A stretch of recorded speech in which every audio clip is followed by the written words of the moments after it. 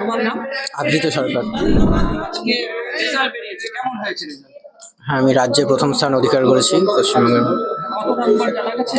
হ্যাঁ, 696 out of 700। Subject wise এখন এখন সাবজেক্ট ওয়াইজ জানা যায়নি, স্কুলে গেলে জানা যাবে। কেমন লাগছে? হ্যাঁ, খুবই অপ্রত্যাশিত ছিল। ভালো রেজাল্ট হয়েছে ভেবেছিলাম, কিন্তু রাজ্যে প্রথম স্থান অধিকার করবো এটা খুবই অপ্রত্যাশিত। কতটা আশা করেছিলে? 1 থেকে 10-এর মধ্যে হয়তো থাকবো এটা ভেবেছিলাম, শিওর ছিলাম না, কিন্তু তবু মানে খুবই অপ্রত্যাশিত এক কথায় বলতে। মানে এই যে তোমার এই যে একটা সাফল্য, এটা কার জন্য হয়েছে বলে তুমি মনে করছো? প্রথমেই বাবা মা আর দিদি, সবাই পরিবারের সবাইকে, আহ, আমাদের স্কুল টিচার যারা রয়েছেন, রায়গঞ্জ করোনেশন স্কুলের আপামর যারা শিক্ষক মণ্ডলী, এবং আমাকে যারা সারা বছর গাইড করেছেন, প্রাইভেট টিউটর যারা রয়েছেন, বন্ধু থেকে শুরু করে সকলের অবদান রয়েছে।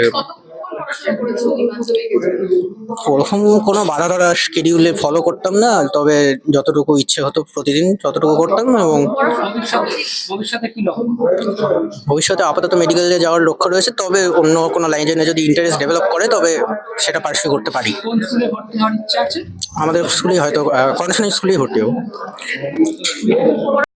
বাংলা হান্টের আরও খবর দেখতে নজর রাখুন।